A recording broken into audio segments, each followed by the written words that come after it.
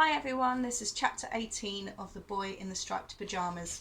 Chapter 18, Thinking Up the Final Adventure. The day after Father told Bruno that he would be returning to Berlin soon, Schmoll didn't arrive at the fence as usual, nor did he show up the day after that. On the third day, when Bruno arrived, there was no one sitting cross-legged on the ground, and he waited for 10 minutes and was about to turn back for home, extremely worried that he would have to leave Outwith without seeing his friend again, when a dot in the distance became a speck, and that became a blob, and that became a figure, and that in turn became the boy in the striped pyjamas. Bruno broke into a smile when he saw the figure coming towards him, and he sat down on the ground, taking the piece of bread and the apple he had smuggled with him out of his pocket to give to Schmoll. But even from a distance he could see that his friend looked even more unhappy than usual, and when he got to the fence he didn't reach for the food with his usual eagerness. "I thought you weren't coming any more," said Bruno. "I came yesterday and the day before that, and you weren't here." "I'm sorry," said Schmoll. "Something happened."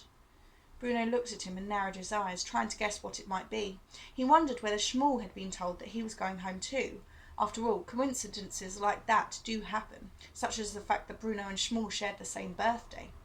"Well," asked Bruno, "what was it?" "Papa," said Schmoll, "we can't find him." "Can't find him? That's very odd. You mean he's lost?" "I suppose so," said Schmoll. "He was here on Monday, and then he went on work duty with some other men, and none of them have come back." "And hasn't he written you a letter?" asked Bruno, "or left a note to say that he'll be coming back?" "No," said Schmoll. "How odd," said Bruno. "Have you looked for him?" he asked after a moment. "Of course I have," said Schmoll with a sigh. "I did what you're always talking about. I did some exploration, and there was no sign. None." "Well, that's very strange," said Bruno, "but I think there must be a simple explanation." "And what's that?" asked Schmoll. "I imagine the men were taken to work in another town, and they had to stay there for a few days until the work is done. And the post isn't very good here anyway. I expect he'll turn up one day soon." "I hope so," said Schmoll, who looked as if he was about to cry. "I don't know what we're supposed to do without him."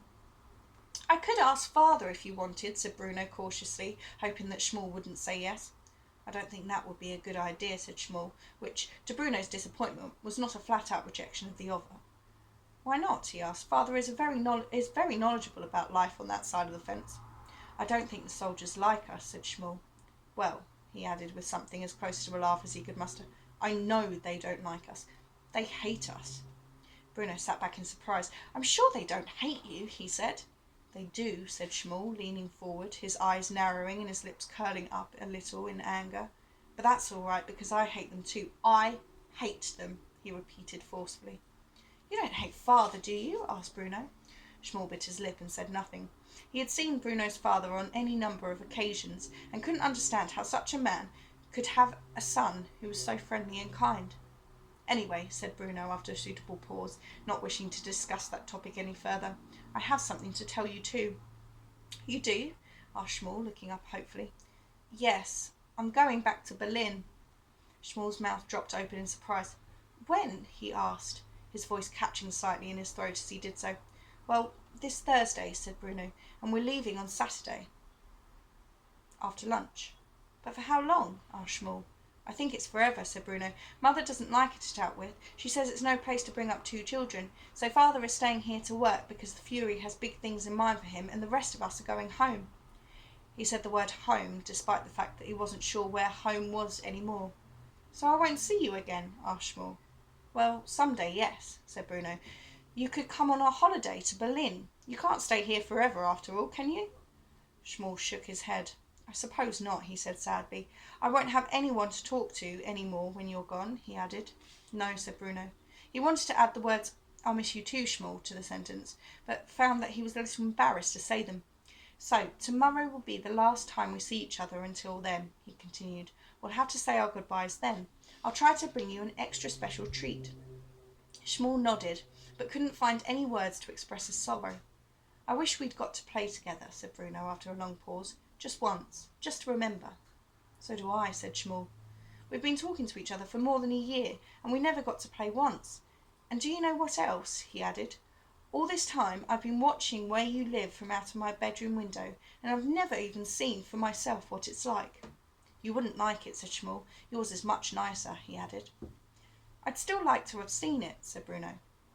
Schmall thought for a few moments and then reached down and put his hand under the fence and lifted it a little, to the height where a small boy, perhaps the size and shape of Bruno, could fit underneath.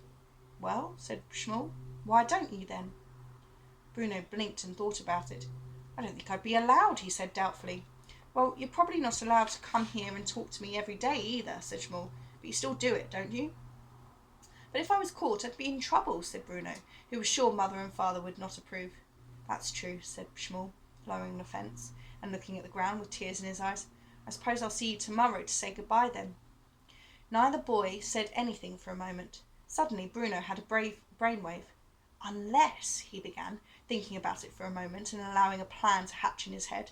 He reached a hand up to his head and felt where his hair used to be, but was now just stubble that hadn't fully grown back.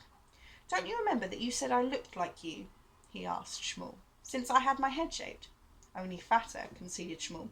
"Well, if that's the case," said Bruno, "and if I had a pair of striped pyjamas too, then I could come over on a visit. No one would be any the wiser." Schmall's face brightened up and he broke into a wide smile. "Do you think so?" he asked. "Would you do it?" "Of course," said Bruno. "It would be a great adventure, our final adventure. I could do some exploring at last." "And you could help me look for Papa," said Schmall. "Why not?" said Bruno. "We'll take a walk around and see whether we can find any evidence. That's always wise when you're exploring. The only problem is getting a spare pair of striped pyjamas." Schmall shook his head. "That's all right," he said. "There's a hut where they keep them. I can get some in my size and bring them with me. Then you can change and we can look for Papa."